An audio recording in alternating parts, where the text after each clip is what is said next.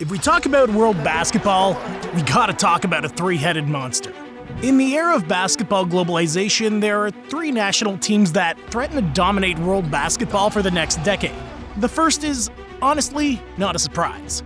Even if it's going through a transitional process, Team USA will always be the favorite for any FIBA tournament. There's also France, with its generation of veterans and high-potential prospects, which looks set to be a force to be reckoned with over the next few years.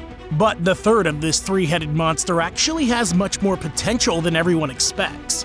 Canada's already proven its arrival to the elite of world basketball after a spectacular performance at the last World Cup in summer of 2023, where they beat Team USA to win an unprecedented bronze medal. But that was only the beginning. The United States neighbor to the north is building a generational team with multiple prospects arriving in the best league in the world every draft night. But what's most frightening is not only the amount of talent that Canada's been able to concentrate into its national team, but instead, the incredible coincidence that all of them are compatible players. You'll see what I mean later. There's gonna be people who've started following international basketball recently, and they'll think that if they now have a roster like this, that Canada's always been one of the best teams in the world. But nothing could be further from the truth.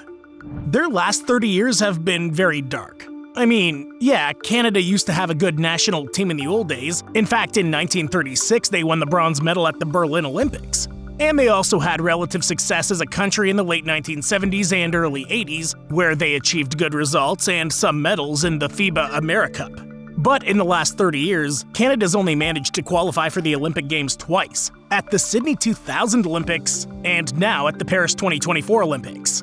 People just weren't interested in basketball. In a country where ice hockey's always been considered a religion, Canada's always had a dream team on the ice. They've accumulated an insane amount of medals throughout history, and they're considered by many people to be the best hockey nation in history.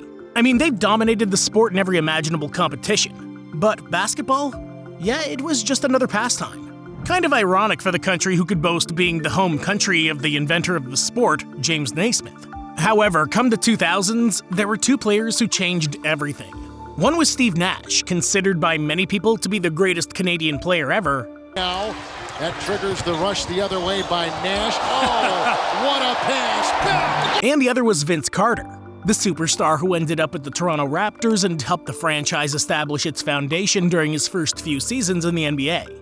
His explosiveness, showmanship, his style of play made fans fall in love with the game and realize that basketball was cooler than they thought. Especially in the case of children and teenagers. It was hit 20 from downtown this year. 20 of the... Oh! Vince Carter! That generation was the first that was really interested in basketball in the North. And today is when we're seeing the fruits of this process. Nash and Carter were responsible for opening the way and creating a platform for all those kids who one day dreamed of conquering the NBA. And now, although it's been a slow process, Canadian basketball is in the midst of an era of expansion. Most national teams are lucky if they have a couple of players who are in the NBA.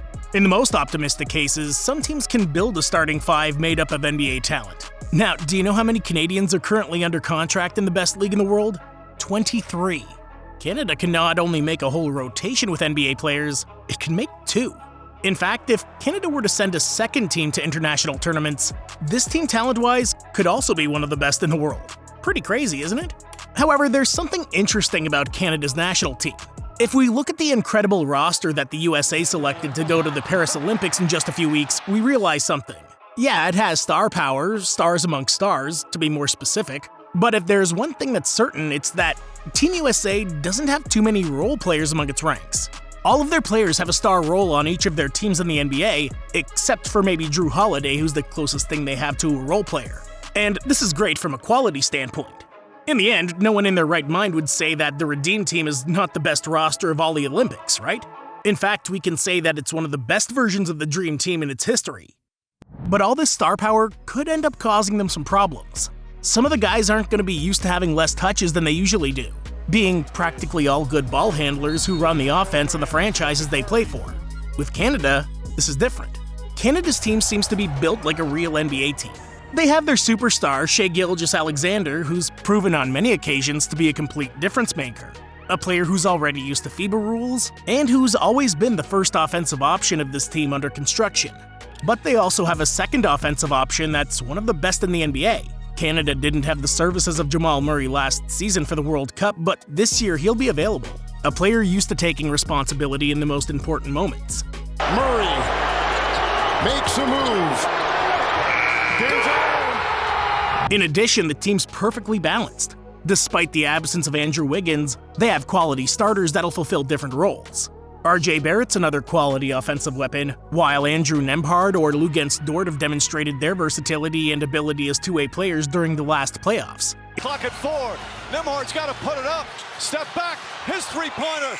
Bang! In the absence of an elite center, Canada has plenty of talent to form a fearsome starting five. However, their rotation's also very deep.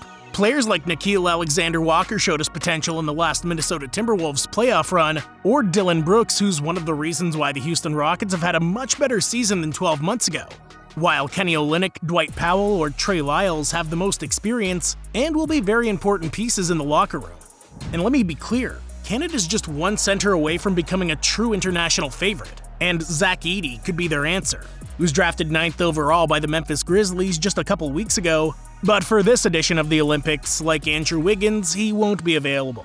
But the absence of inside play is offset by a perimeter rotation that's the deepest of the entire tournament, behind only Team USA.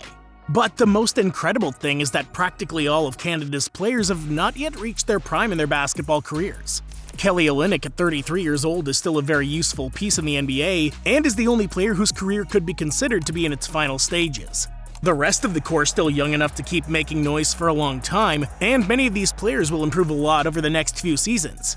However, if there is one thing that players have to keep in mind, it's that such a strong roster exponentially increases the expectations of fans who have quickly become accustomed to a dominant team. The third position in the last World Cup was the best result of a team that, only 4 years earlier, had finished in 21st position in the World Cup held in China in 2019.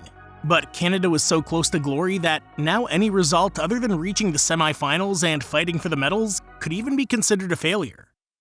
Only time will tell if Canada manages to establish itself among the elite of world basketball. All signs, however, indicate that this will be the case. Just by roster, not even the stacked France team looks stronger for these Olympics. This means that Canada's probably the second favorite to win the gold. In fact, this is recognized by bookmakers who've placed Canada ahead of France as the second biggest favorite to win the tournament. But this is a long-term race. With such a young team, Paris 2024 will not be considered a must-win. All they need to do is continue to grow as players and continue to create a platform that'll allow the next generation to have better conditions to succeed. Because building an adequate infrastructure to generate elite athletes year after year isn't as easy in a sport as popular as basketball. And the truth is that Canada's doing it in record time. Now, the only limit is the gold.